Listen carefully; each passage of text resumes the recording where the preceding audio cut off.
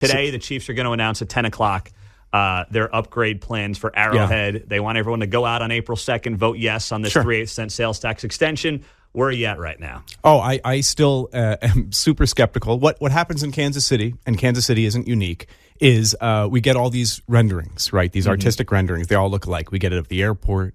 We get it of a downtown hotel.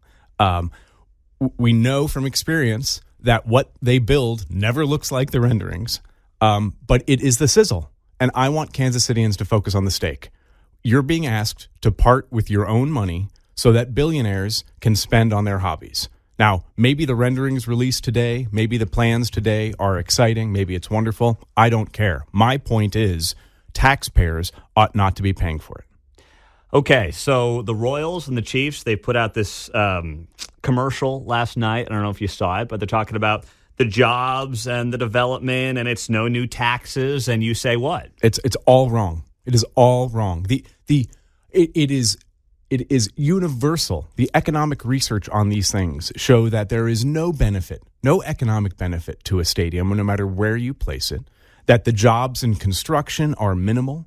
By and large, communities are hurt by this type of stuff because what we are doing is reaching into the pockets of taxpayers to pay for things that private business could absolutely do on its own.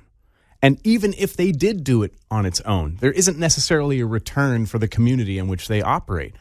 What happens here is that people get all excited. They're proud of their team. They're proud of the prospects. And so we end up voting kind of like for a party, for a team. But the economics are very clear. There is no benefit to taxpayer of any of this.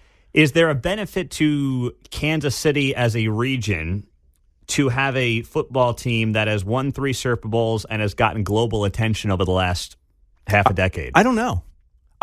Is anyone moving here because we have a good football team? Is anyone saying, I'm looking at a map of where to live in the country and, gosh, Kansas City is doing well, so I'll go there. Is any business making plans on that? I honestly don't know that there's any research to show that. Now, the mayor, the county executive may say, we're proud of our team, and so we want to spend $1 billion to feel good about ourselves. Now, that's an ad I would love to see, but it's an honest argument. But the claims that it's going to do anything for taxpayers are completely wrong. What about the argument? And it's not an argument I've made, but I've understood this, and I've made this case of the 2 options for the Royals: the East Village and the Crossroads. I've said that, hey, the Crossroads at least makes sense because right now the city is subsidizing power and light to the tune of like $20 million a year. It still doesn't make any money. Right. If this helps power and light and it helps take some of that burden off the taxpayer, could that be a potential benefit for that downtown Kansas City area where the city has to subsidize power and light less? No, look, we are never going to have to subsidize power and light less. I mean, Troy Schulte, who was city manager. Thank you. Yeah. City manager at the time said we'd have to have like Christmas level shopping every weekend to make up for the losses, to cover the losses. Again, John Sherman can put the stadium wherever he wants to with his own money. And if Cordish says, hey, put it here, and so we can have some sort of synergy between the 2 places, that's wonderful. Maybe they'll invest. I understand they are investing. But again, private business. He owns the company. Let him do it with his own dime. Why come to taxpayers? We have no business being involved in this. Here's the thing. I always wonder this. You know, we say these guys are billionaires, but do they, I don't know about John Sherman in particular, do they have the kind of money to build a $2 billion complex? Yes, they do. They do? They can go to investors. They can access the capital. Yeah, look, he says, I'm building a big baseball park. Investors might say, well, you only have so many games there a year. He's like, look, I'm putting in bars. I'm putting on restaurants. I'm putting in commercial. This is the profit I will see. Like, This is how business works, right? You go to investors. If you can get money, it's a good idea. If you can't, it's a bad idea. What happens with these projects in Kansas City is basically they come to you and say, I've got a really bad idea, but if taxpayers will kick in $1 billion, it becomes a good idea for me and my private investors. So why are we building bad ideas? That's all we're doing when we subsidize these projects. We're building bad ideas. What do you do when you know this stuff happens all over the country? And someone on this show, might have been you, said that this all started with the Texas Rangers going back about 25, 30 years when they built the ballpark in Arlington. That was kind of the first rendition of these, taxpayer-funded stadiums. And now, like after 20, 25 years, people are already talking about the next one.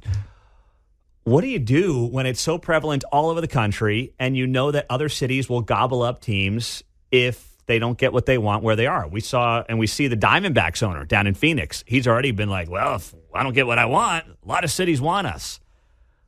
I agree with you in principle, but what do you do then in that scenario? You have some self-respect. You say, we are a city. We are a great city. We've been a great fan base for you, and you're going to stay here because we're a good market. We're not going to lower ourselves. We're not going to scrape and bow. We're not going to pretend that somehow we owe you anything. We've provided you all that you need, and you're going to build here because we're a good partner. What we're not going to do is lower ourselves and pay you to love us? What the hell? And here's another thing that bothers me about this whole campaign. The pro side, the committee name is something like Committee to Keep the Royals and the Chiefs in Kansas City.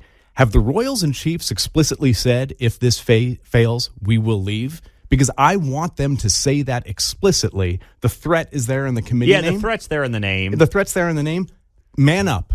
Tell us exactly where we stand. If you don't give me money, I'm going to leave. That would be the right thing to do, but instead, it's this vague threat. Again, today we're going to see pretty drawings. We don't even have a contract with the Royals and the Chiefs. They haven't signed lease extensions, yet we're being asked to give up money. It's embarrassing, frankly. Well, you must have been a tough guy to date back in the day.